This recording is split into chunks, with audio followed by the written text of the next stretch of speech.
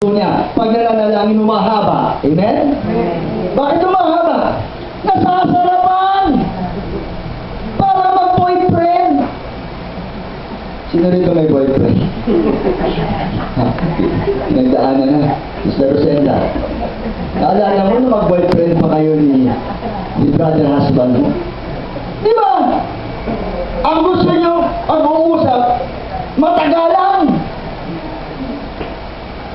Amen? Amen ba, Mr. Rosenda? Ha? Gusto nang umuwi, ayaw mo pang pauwiin. Gusto mo usap ng usap. Ganun po yun. Kaya pagka malapit tayo sa Diyos, magiging madasalin tayo. Bakit? Kasi lagi mong gusto kausap ang Diyos. Magiging prayerful ka. At ang isang taong prayerful, malakas ang pananampalataya. Matatag ito. Amen? Kaya mahaba, pero hindi sinasadyang pahabain. Kasi meron yan, malayo naman kay Lord, pangitang tao, kaya pagka nagdasal, pinapahaba talaga. Ha? Para ipakita na matagal siya magdasal.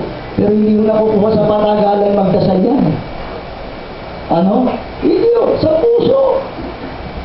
Meron namang iba naman, kung magdasal, talagang maiksi lang. Halos sign of the cross lang. Tapos na. Bakit? Ha? Talagang hindi hahaba kasi wala siyang relasyon sa Diyos, tinatamad siya magdasal. Yan naman, iba naman yan. Okay?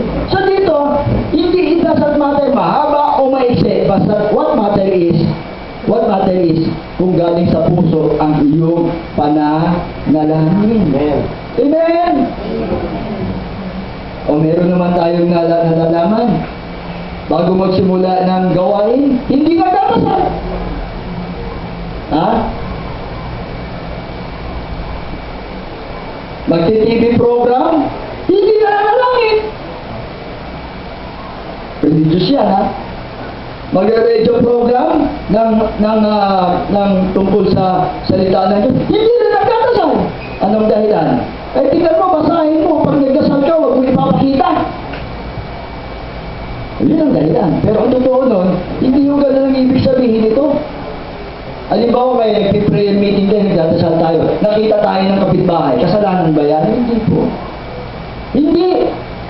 O doon sa nag-anniversary tayo doon sa yung si Obi natin dito sa may basketball court. Saan ba yun? Bagong bali, basketball court. Di ba kailan na? Di ba? Nasa open yun, di ba? Nakita pa tayo ng mga tao doon? Nakita tayo? Nakita tayo! Open yun eh! Di ba? Ngayon, tanong mali ba ginawa natin? Kasi nakita tayo ng tao? Hindi. Hindi. Hindi naman natin sinasadya na ipakita eh. Para lang ipakita sa kanila. Nandun tayo kasi gusto natin magpuri sa Panginoon. Yun ang binyo natin eh. Amen? Mali yun kung nandun tayo para doon tayo sa basketball court ha, para makita nila, ipapakita natin nagdadasal tayo, malapit tayo sa Diyos. Yun pala, hindi naman tayo malapit sa Diyos. Yan. So, ang panalangin, yun talagang galing sa ating puso. Amen? Nabanggit na rin ni Brother Teddy kanina. Hingi naman ng hingi. Nung araw din, ganun din ako. Pag nagdasal ako nung araw, ang pagkakaintindi ko sa panalangin, yung lalapit ka sa Kanya para humingi. Ibig sabihin, yung dasal, magdasal ka. Ibig sabihin, humingi ka. Ay may problema ka, magdasal ka. Hingi. Ang totoo, nung natutunan ko na po ito, kahit pala hindi natin sabihin ang ating pangangailangan, alam ito ng ating Panginoon. Amen! Kahit hindi mo sabihin, alam ito ng ating Panginoon. Ayan. Hindi na tayo kailangan humingi. Alam ng Diyos ito. O ano man ang kailangan mo. Sino rito ang may kailangan ng pera? Hello? Taas na kamay mga kailangan ng pera. Lahat. Yung medyo malaki-laki ang pangangailangan sa pera, pati pa ay taas. Lahat. Pero alam ba ninyo na kahit hindi natin sabihin na kailangan natin ng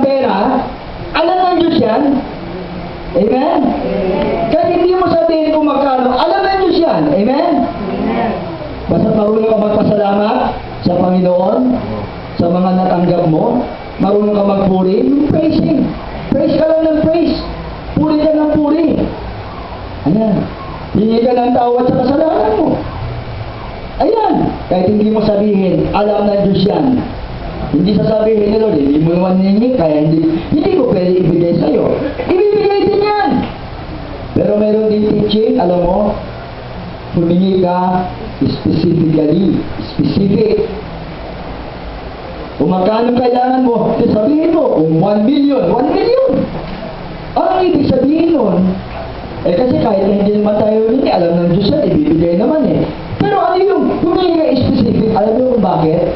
Para sa atin po yun, para lalo tayong palakasin. Para lang pagpapadagdag ng pananampalataya natin. Hindi sa hindi ibibigay ni Lord. Once na hindi tayo humingi na specific. Hindi po, ibibigay ni Lord yan. Kaya lang, humingi ka ng specific para lumakas din ang pananalig mo.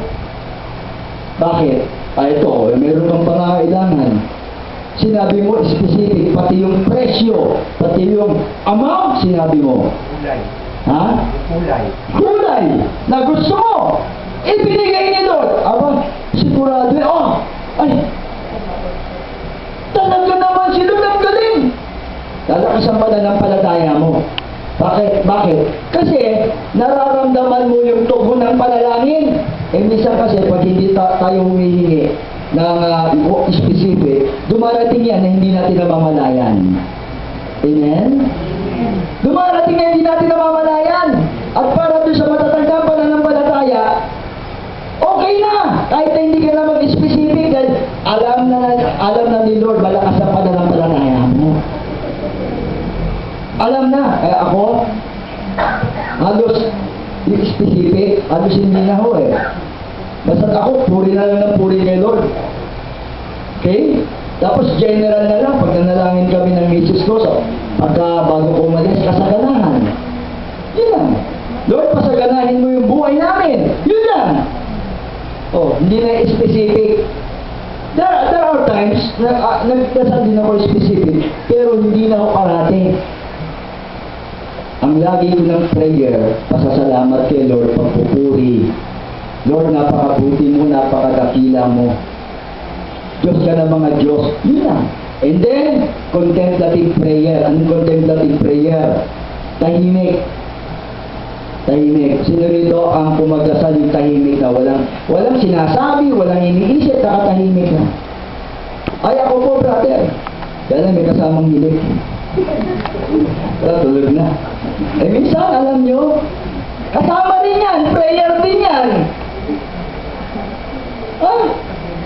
Ito, dapasan ko katabi ko ngayon, nag-ihilik. Yung pala, hilik na yun, may ibig sabihin nun. May ibig sabihin yun. Contemplative yun. Alam niya, may effect yun. Baka akala nyo, dadasal ka naman, tutulog ka eh. May effect yun. May effect yun. Spirit yan eh. Spirit to spirit na yan eh. Bakit? Hindi na yung consciousness mo ang nagdadasal eh. Spirit to spirit na yan eh. Minsan pag yung conscious ka pa, ang nag-iisip mo lagi sarili mo. Tama? Kung anong kailangan mo. Amen? Tama mo ba? Stand it, amen? Conscious ka eh. Pero pagka hindi ka na conscious, pero you are in the state of praying,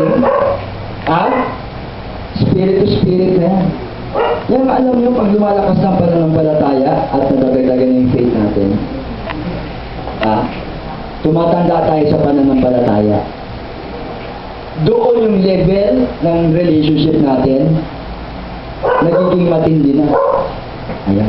Alam nyo, yun ang ating patatagin, ang ating spiritual na pamumuhay.